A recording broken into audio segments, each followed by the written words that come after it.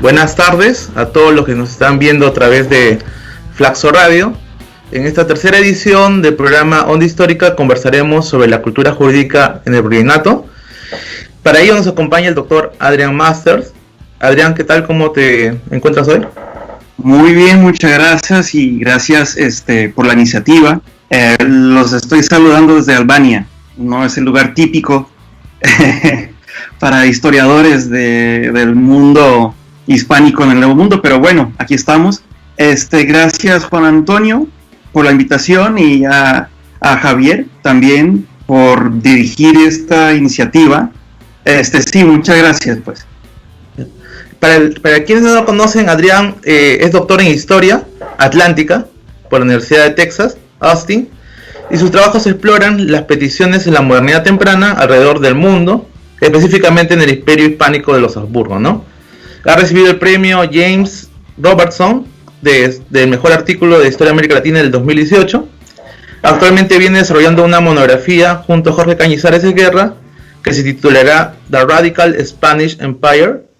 Y además, actualmente posee un proyecto de investigación en la Universidad de Tübingen, ¿no? Alemania, ¿no? Correcto. Bueno, Adrián, para comenzar esta entrevista, quería preguntarte, para que contextualices, más o menos sobre la historiografía del derecho indiano, ¿no? Cómo esta historiografía ha estudiado la cultura jurídica virreinal, ¿no? Y específicamente la cultura jurídica no del Imperio Hispánico, ¿no? Más o menos podrías darnos unas ideas generales sobre esta historiografía del derecho indiano, por favor. Claro, aunque es un reto describir una cosa tan monstruosa, la historiografía del derecho indiano es uno de los grandes ámbitos historiográficos, quizá la más grande de todas, o la segunda o la tercera más grande de todos los ámbitos. Entonces, estamos hablando de miles de textos, libros muy largos, colecciones de documentos, artículos. Realmente podemos decir que tiene sus orígenes a mitades del siglo XIX, quizá un poquitico más antes, pero sí hay, digamos, como más o menos 4 tendencias grandes entrelazadas. Yo diría que la primera y la más antigua sería la corriente constitucionalista liberal, que buscaba entender la colonia para mejorar el orden legal de la nación emergente. O sea que era un esfuerzo de intelectuales de la época entender qué habían hecho mal los Habsburgos y los Borbones y cómo podían superar este desorden, este supuesto desorden colonial, para progresar y entrar a la modernidad liberal. Bueno, esa es la primera.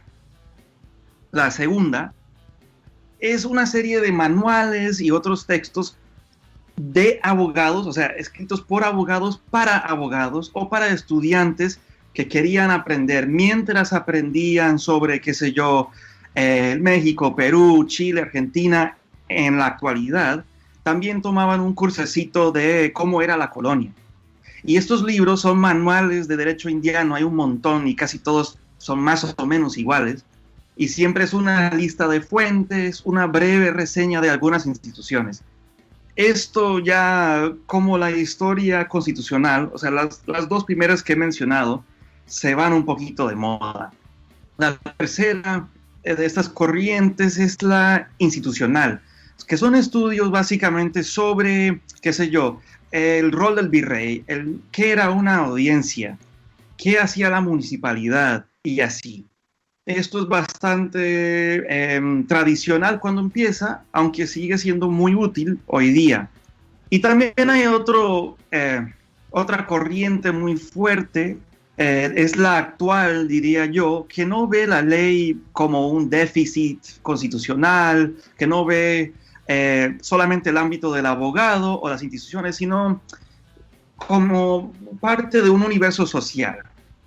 Podremos decir que hay textos ya con esas corrientes de hace 100 años o 90 años, pero ahora, hoy en día, esta corriente es la más sofisticada por mucho. y es donde casi todos hoy que son profesores, que son jóvenes estudiando estos temas se ubican. Mezcla la historia social con la historia legal y con otras cosas para responder no solamente cómo era la vida de un abogado o qué eran las 7 partidas, pero quieren preguntar cuál era la experiencia de lo legal, qué hacía en lo social. Ya. Muchas gracias, Adrián, por esta respuesta. Quería, digamos, consultarte sobre los últimos trabajos historiográficos, ¿no? Por ejemplo, lo de Bianca Premo, José Carlos de la Puente Luna, Jorge Cañizares, Renzo Nores.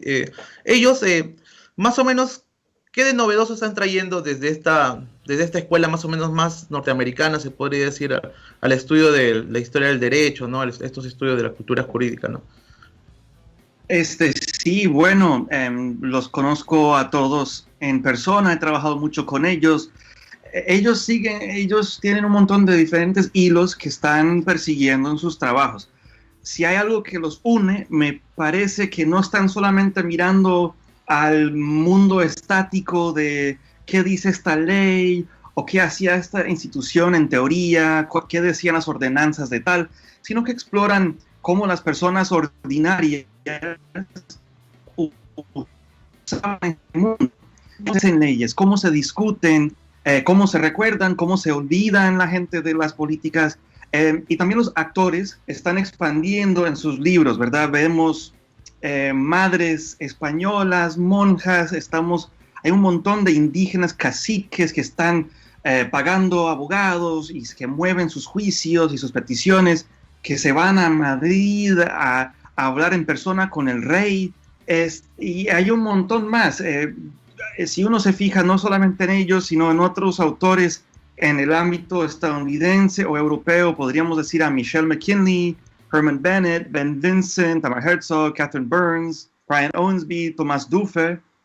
Ellos están expandiendo el mundo de los actores y de las acciones legales para que no sea ya una historia de un montón de abogados, hombres muertos que trabajaban para la audiencia, sino un mundo de pensamiento y acción que es muy amplio. Y en ese sentido, tu artículo, A Thousand Invisible Architects, ¿de qué manera se inserta, ¿no?, en la historiografía que nos hemos referido, ¿no?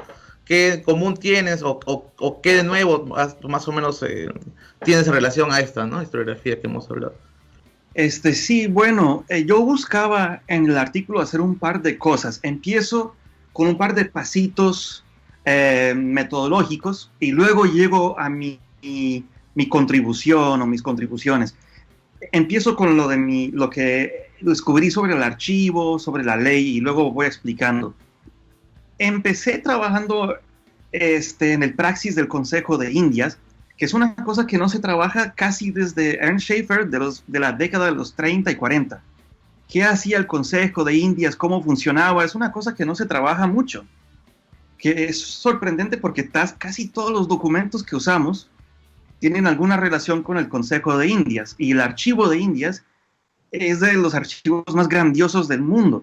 Y pese a eso, hay poca gente que trabaja el siglo XVI del Consejo de Indias. Yo me di cuenta, siguiendo a otros autores, que hay una división tripartita en el Consejo de Gobierno, Gracia y Justicia. Y casi todos los documentos van a corresponder a una de las 3. Eso es muy importante porque se ha confundido justicia, que es pleitos entre 2 grupos o 3 grupos, y hay abogados, y es un proceso muy complicado. Eso se ha confundido con 2 otros grupos que son muy diferentes, que son las de gobierno y de gracia. Las de gracia son peticiones simples que van al consejo y la gente pide privilegios, y piden gracias y mercedes. Eso no forma un cuerpo unificado de leyes, de políticas, de legislación, o como lo queramos llamar. Pero gobierno, que es este tercer grupo y que supuestamente era lo más importante para el consejo, no se ha estudiado como un ramo independiente, y es por eso que fui capaz de descubrir esto, porque encontré un canal burocrático que no se había estudiado. Bueno, también para ir más allá de notar que existen estos tres canales, hay que encontrar estos canales en el archivo de Indias y se ha mezclado un poquito, así que uno tiene que aprender las peticiones de gobierno, dónde iban y dónde salían como decretos. Bueno, eso hablaré un poquito más adelante. Pero básicamente me di cuenta en mi trabajo que los decretos reales, un cuerpo de 110,000 decretos reales, tienen sus orígenes en peticiones. Y que esas peticiones pueden ser del virrey, pueden ser del oidor, del inquisidor, de los clásicos, ¿verdad? Que nosotros pensamos quiénes eran los poderosos. Pues de ellos puede ser, pero también puede ser de esclavos, de indios, caciques o pecheros, maceguales, gente muy humilde, gente que nunca consideramos como fuentes de derecho indiano. Entonces, si nos damos cuenta de eso, podemos dar un paso más allá. Comparamos una petición de un cacique de Quito, digamos, y lo comparamos con el decreto real. Los conceptos que aparecen en el decreto real son los conceptos de la petición, no del Consejo de Indias. Ellos simplemente dijeron, está bien, es una propuesta muy buena, vamos a aprobarla y la vamos a devolver a la autoridad correspondiente, el virrey, el obispo, lo que sea. Eso quiere decir que los conceptos vienen del cacique. Y eso es totalmente diferente a lo que hemos pensado. Entonces yo creo que el artículo hace dos cosas. Identifica que habían más personas involucradas en la formación del disque derecho indiano y que los conceptos mismos no son del rey ni del consejo. Claro. Algo que se me acaba de ocurrir acá en el momento es hay un texto muy, digamos, de los estudios subalternos de Spivak, que hablaba o decía que el subalterno no hablaba, ¿no? O sí. Al momento de hablar ya se dejaba de ser subalterno. En el caso que tú estudias, los que considerados subalternos son fundamentales y participan en la construcción del imperio, ¿no? Eso es lo que tú dices en tu artículo, más o menos. ¿Puedes explicarnos un poquito esta disyuntiva o lo que has encontrado en referencia a los marcos teóricos, ¿no? Sí, absolutamente. Ese dicho famoso de Spivak es un poco peligroso porque es cierto, la pregunta es, ¿pueden los subalternos hablar? Bueno, yo digo que sí. Lo que pasa es que se ha malentendido un poquito lo que quería hacer Spivak. Ella estaba hablando de un caso en la India, ahora puede ser que me esté equivocando, en donde unas autoridades arrestan a una mujer, ella se defiende de una manera y Spivak se está preguntando, ¿esta mujer realmente puede ser entendida mediante estos reportes de policías que están usando para capturar sus sentimientos más profundos? Eso es algo como casi freudiano, ¿verdad? Decir, una petición es el reflejo, es el espejo del ser interior. Eso no lo creo. Pero yo creo que es más importante subrayar que las peticiones son casi más importantes de cierta forma que las emociones originales que las guían, porque cambian leyes, cambian cientos de años de historia, una petición de un tipo desconocido. Entonces, la pregunta es realmente, ¿pueden los subalternos legislar o pueden influir un montón en la legislación? Sí. ¿Pueden los subalternos hablar en el sentido de que puede este cacique realmente decir lo que él piensa al rey? Probablemente no. Ahí me ubico en ese debate teórico. Claro. Entonces, digamos, por ejemplo, los mismos grupos, ¿no? De indígenas, esclavos, o sea, ¿cómo participaban en la configuración de sus identidades, ¿no? A partir de las peticiones, por ejemplo, que estudiaste, ¿no? Bueno, esa pregunta toca mucho en el tema ¿cómo me explico? De estas declaraciones autoidentitarias que encontramos en los documentos. Muchos aparecen, que digamos, son de etnia nahua, son de Tlaxcala, o son de etnia muisca, son de Tunja. Aparecen, ellos mismos se declaran como indios. Y eso es algo muy problemático, ¿verdad? también encontramos grupos después de cierto tiempo, como los disque mulatos, los disque mestizos, que no eran grupos antes y que no tienen una base étnica. O sea, no hay un idioma que hablan los mulatos. O sea, obviamente muchos hablan español, pero pueden ser de diferentes orígenes, de diferentes culturas. En las peticiones se van a describir como mulatos. ¿Por qué? Por las exigencias políticas del día. Entonces, podríamos decir que estos esfuerzos de peticiones convierten lo no real, o sea, estas identidades mal descritas en la época, y las hacen reales de cierta forma. Cuando los mulatos de Panamá se unen, pues ahora sí son mulatos, se han unido. Entonces las peticiones obligan a ciertos grupos a formar partes de grupos que tenían antes existencias solamente conceptuales. Y digamos, si ahora son reales, más o menos, ¿cómo te acercaste para encontrarlos? O sea, ¿cómo fuiste al archivo? ¿Cuál fue tu metodología? Más o menos, ¿podrías explicarnos más o menos el tema metodológico? ¿Cómo te acercaste a estos documentos? Desde un plano, digamos, heurístico o textualista también, ¿no? Claro, yo empecé usando los que están disponibles en Pares. Es una página en línea que tiene muchos documentos sobre todo el archivo de Indias. Creo que tienen el 10% de sus materiales digitalizados. Entonces empecé con eso y los decretos reales también están digitalizados.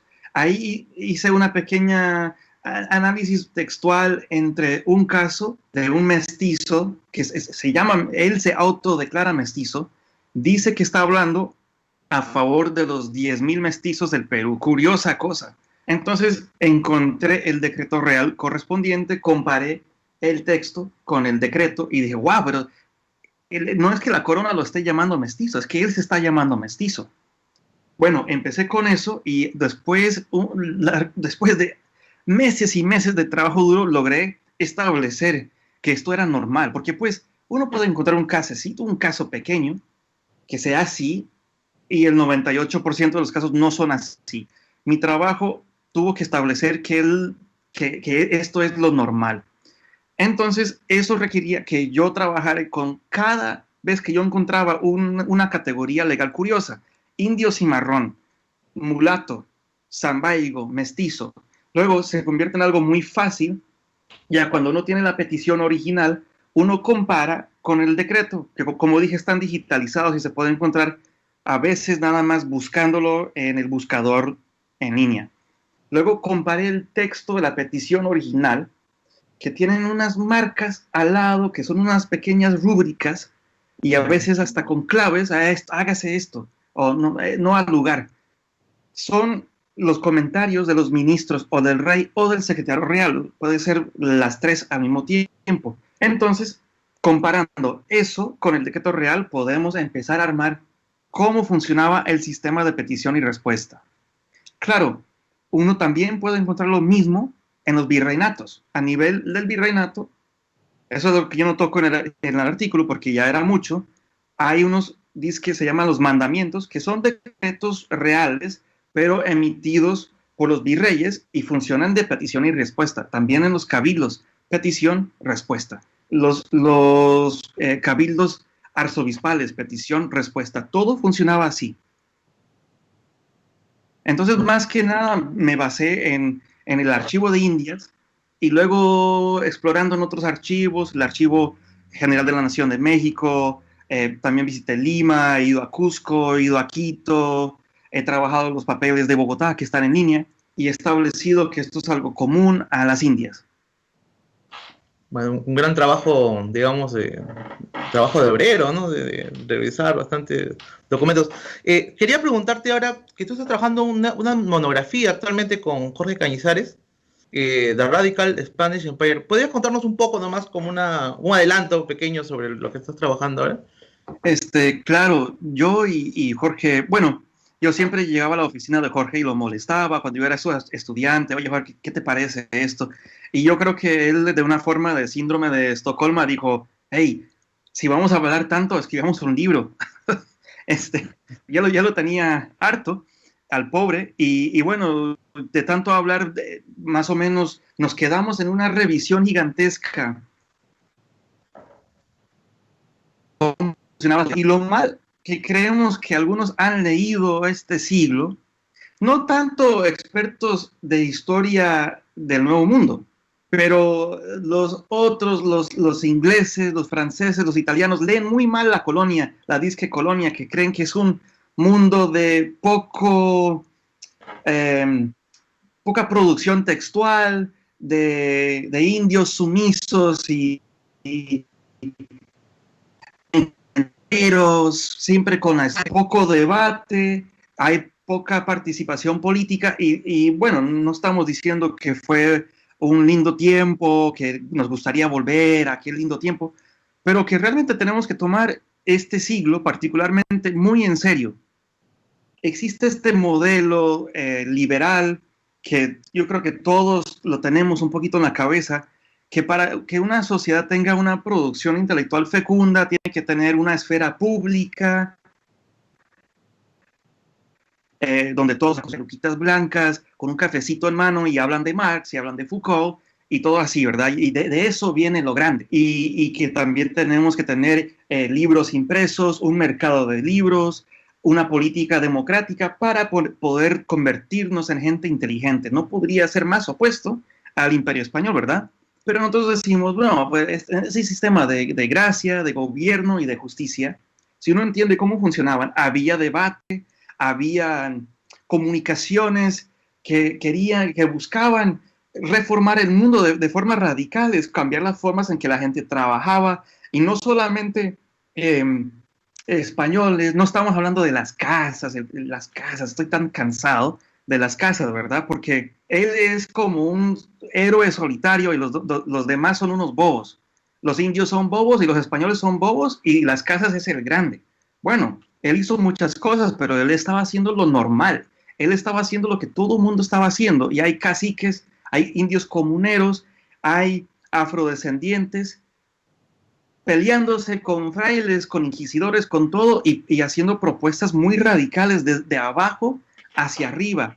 Entonces el libro básicamente tiene ese argumento que deberíamos de leer el Imperio Español en el siglo XVI, ponerlo en el estante al lado de la Revolución Francesa, de las revoluciones de los ingleses del siglo XVII, porque fue una época radical. No fue lo mismo, pero sí fue una época radical, en donde todo se volvió a plantear, todo se pensó de una forma como si no existiera un antiguo régimen. Claro. Bueno, entonces esperaremos esta publicación con ansias. Una pregunta, reflexión final. Quería, digamos, preguntarte sobre los vínculos y los diálogos que existen entre la academia norteamericana y la latinoamericana y española, ¿no?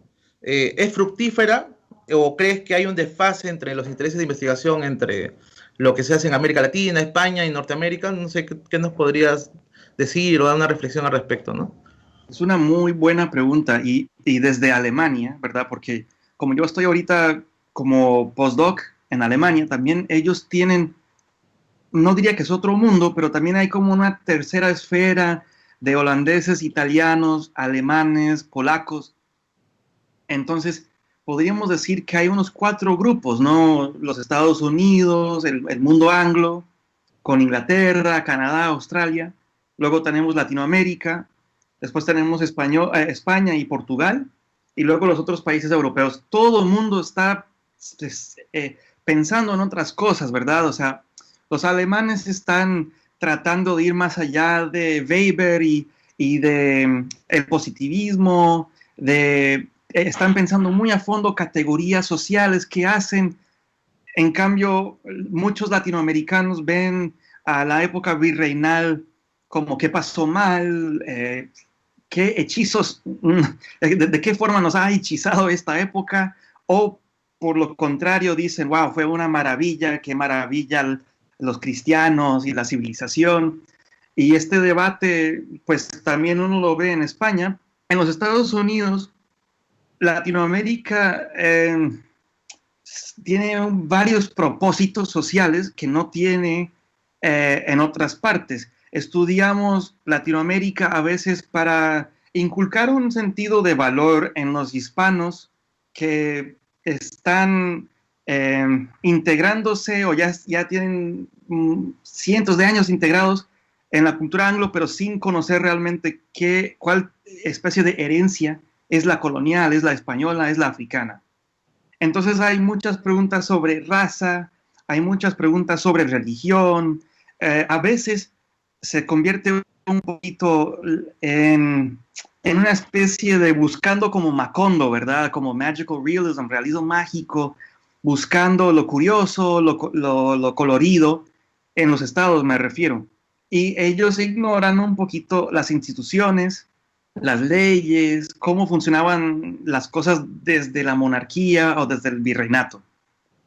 En España se ha trabajado muy bien eso, pero también los españoles, en mi opinión, están saliendo de décadas de clausura. Ahora están pensando también las preguntas sociológicas muy grandes.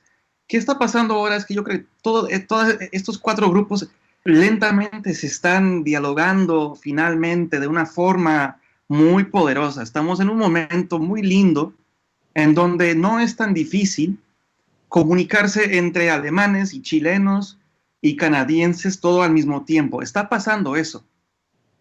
Y eso es una oportunidad para repensar todo, porque por ejemplo, en el ámbito del derecho indiano, nosotros los estadounidenses estamos pensando las cosas desde la cultura de la historia social y cultural. Eso encaja muy bien con la historia institucional.